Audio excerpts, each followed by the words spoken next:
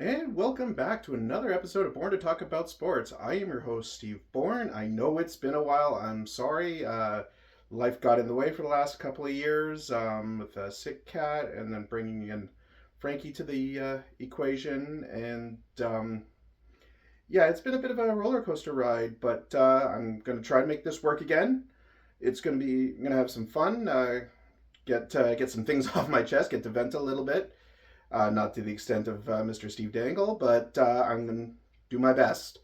I'm recording this on Sunday, July the 5th, 2026. Yesterday, Canada unfortunately bowed out to a much superior Morocco team. Canada probably was the better team for most of it, but Morocco's number 7 in the world for a reason. They know how to finish, and then basically put in two in almost garbage time to finish it off. So Canada loses 3-0. Morocco goes to the round of 8, and they get France, and the winner of that goes to the semifinals. Um, Canada's got really nothing to be embarrassed about. They they were missing one of the best players in the world on their team, Alphonso Davies, with a hamstring injury he got earlier in the calendar year. And there's a lot of criticism why he played only 16 minutes against South Africa and nothing against Morocco. A lot of people are saying that he put his club team Bayern Munich ahead of Canada, even though because he did apparently got it. His MRI did show he was fully ready to go, but he said something didn't feel right. Who's for us to say that maybe pre-game stretches and stuff like that, he felt some looseness or tightness in his leg, and just wasn't worth it, and he wouldn't be any value to the team. I mean, that's up for debate. Personally, I don't know enough about the situation, so it would make me an idiot to say, oh, I know exactly what's going on, because unless you're in the locker room, you don't. And anyone who's questioning the situation, unless you're in the locker room, might as well just shut up right now, because you really don't know what's going on.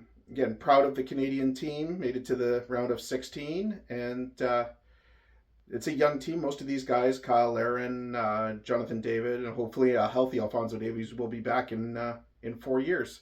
So again, proud of our guys. Go Canada, go, and try to get the Gold Cup in a couple of years, which is basically the CONCACAF North American version of Euro. So fingers crossed, and again, let's support our team, not try to attack it. We're better than that. And so, next step, I guess I'm going to cover is the Toronto Blue Jays. So let's keep going. So talk about NHL free agency, I guess. The Toronto Maple Leafs did make a huge splash on free agency, not just with signing future Hall of Famer Sergei Bobrovsky to a 3-year deal and $7 million a year. So it's a bit of a risk for a 38-year-old coming off his worst season, but there were extenuating circumstances. Bobrovsky, the Florida Panthers were absolutely decimated with injuries, and he had essentially an AHL defense in front of him. Played just over 50 games and had a goals against over 3 and a save percentage under 900. That's not good. But again, in the NHL, in the toughest division in hockey, the Atlantic, when you've got an AHL defense in front of you, no goalie's going to put up Vezina numbers. Now let's see if in Toronto he can rebound. He'll have a healthier defense, hopefully, led by Darren Radish and veteran Chris Tanev and Oliver Ekman-Larsson, who he played with in Florida. Edmonton made a big move, trading $9 million defenseman Darnell Nurse.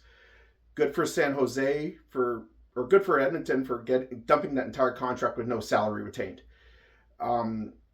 They got a couple of pieces back, a prospect and another young defenseman, so Edmonton's fine there. They signed Stanley Cup winner Freddie Anderson, who took Carolina to the Cup final before his knee gave out, and was a borderline Conn Smythe candidate again before his knee gave out in Game 3 against Vegas. So and then also they traded for goalie prospect Devin Levi from Buffalo. So Edmonton made some significant moves there. No, it was July 1st was definitely a busy day.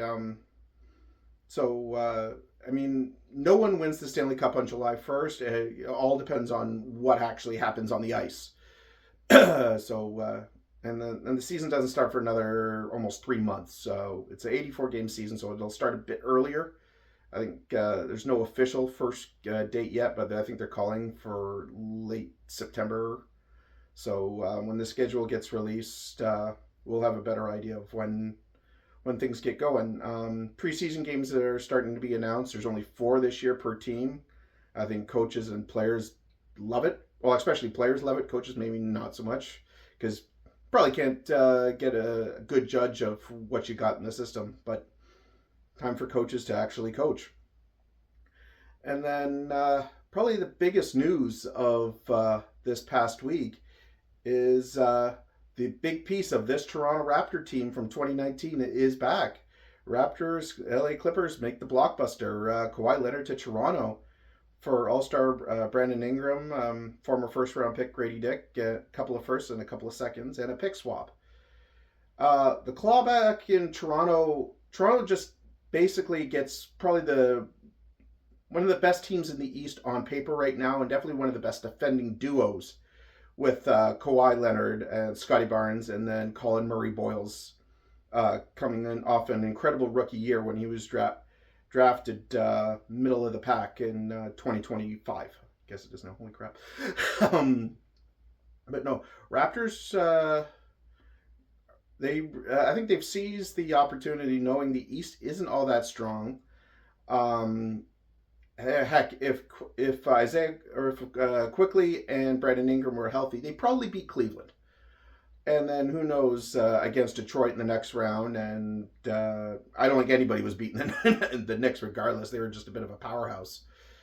Knicks started off slow last season. Well, not slow, but slow by expectations. They were middle of the pack in the East. And then progressively got better and better and better with Jalen Brunson and Karl Anthony Towns leading the way. Brunson was easily the best player in the playoffs. Well deserved for Finals MVP and Eastern Finals MVP.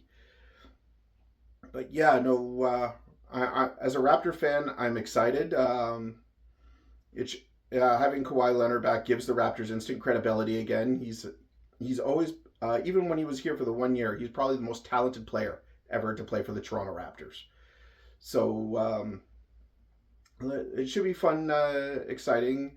Who knows? I highly doubt the Raptors will get a Christmas Day game because of it, because it's a Canadian market and they don't want ESPN, ABC doesn't want to lose a market on Christmas, probably the most watched day of the year for the NBA. So again, the Raptors schedule, seeing how many primetime games will be interesting. Will be fun to watch.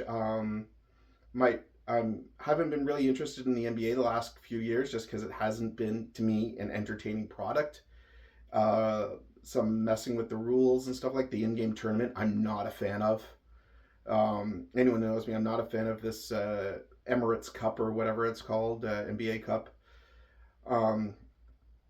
But like I said, with the Raptor season, and heck, even with the Leafs, with the moves they've made, Leafs definitely should not be as bad as they were last year. They've got a new coach who knows the stars, Matthews, Nylander, Tavares, before. He knows what they bring because he was the power play coach when they came into the league. With the moves the Leafs have made, Matthews will no longer be in a defensive role. They're going to let Matthews be Matthews. If this team makes the playoffs, which Matthews shows up, playoff Matthews from the past, who averages about 4 goals a playoff run, or maybe Hiller will find a spark and actually know how to use Matthews in the playoffs. And again, assuming they make the playoffs, because the Atlantic is a gauntlet. Buffalo's really good. Montreal is really good. Tampa might take a step back, losing Nick Paul and Darren Radish, and only bringing in the only significant piece they brought in was John Carlson, who's 36 years old, and who knows how much he has left in the tank. So, and then Ottawa, they lose a bit of edge with the whole Brady Tkachuk situation. You know Florida's going to be better. Florida's going to be meaner, adding Brady Tkachuk, Garnet Hathaway, and bringing back Radko Gudas. Florida did take a huge step back in net, though, bringing in, oh, shoot, Jacob Markstrom from New Jersey, who is roughly the same age as Bobrovsky and had worse numbers in New Jersey. So Florida will be an interesting watch. They're going to be mean, going to be gritty. Damn well, they're going to be dirty. I mean, that is their MO. But the big question is are they going to be able to keep the puck out of their own net? And with the goaltending they have, it doesn't look good. But again, this is all just going by what's on the roster. Who knows what happens when they actually hit the ice? Detroit, they added Victor Arvidsson, free agent, 20-goal scorer from Boston last year. But with the drama around Dylan Larkin, who knows what they're going to be like. Boston, a lot of people say the only reason they made the playoffs is because Detroit became what Detroit's been for the last, decade now? And Toronto and Florida having off years. So will Boston prove the doubters wrong and actually make a playoff run again? Or were they just the beneficiaries of some bad teams in the division? And on paper, again, this is all I'm saying is on paper, Toronto does look better. They've got an established bottom six. They've got the first overall pick, Gavin McKenna, who, by all accounts, a lot of people have him being a star player in the league. Not who knows superstar or anything like that. Again, way too early to tell. But having the first overall pick in a very deep top 5, top 10 draft never won't hurt anybody.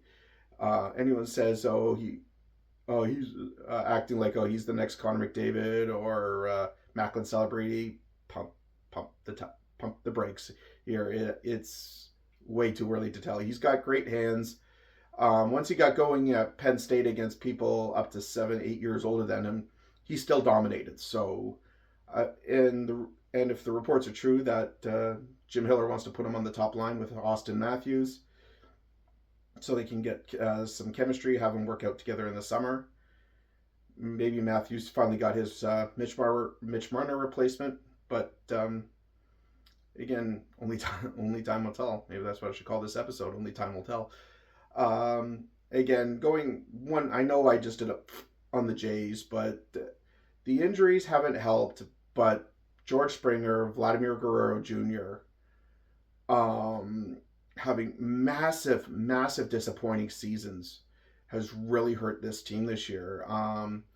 Injuries to the starting pitching haven't helped.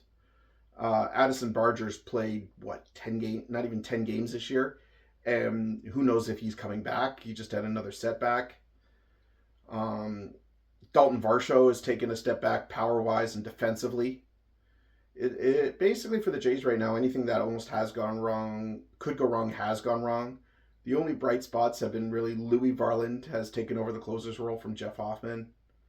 Rookie third baseman, 29-year-old Kazuma Okamoto has been probably better than advertised, especially with the power. He's already up to, I believe, 19 home runs as of this recording. Ernie Clement has been solid at second base, statistically one of, if not the best offensive second baseman in the league right now. And free agent signing Dylan Cease has come as advertised. He's had a couple of bad games with the walks, but that seems to be a problem with a lot of Blue Jays pitchers this year is the walks and pitch in control. But he missed 2 weeks, and he's still leading the league in American League in strikeouts, and by like 10, 12 strikeouts. So Dylan Cease has, and it's basically those are the 4 players that are pretty much the only bright spots of this team for most of the year. But Andres Jimenez, still, he's rock solid defensively, perfect in the 9-hole with the bat, little power, but it is what it is. Kirk is slowly coming around. He's still trying to get his timing around. Again, he missed 2 months with a broken thumb. But I mean, and it's also inconsistencies with management, especially how they handle pitchers. I mean, anyone knows it's like with John Schneider, his basically his biggest mistakes he's made is when he leaves pitchers in too long, where he can see a pitcher struggling, and instead of getting the bullpen, him and Pete Walker just freeze. They're like statues in the dugout, knowing, like with the infamous Baltimore game with Jeff Hoffman, everyone knows when Hoffman allows a couple on, things snowball. And instead, and you've got a 4-run lead, and instead of letting things trying to pump the brakes and just talk to him, slow things down.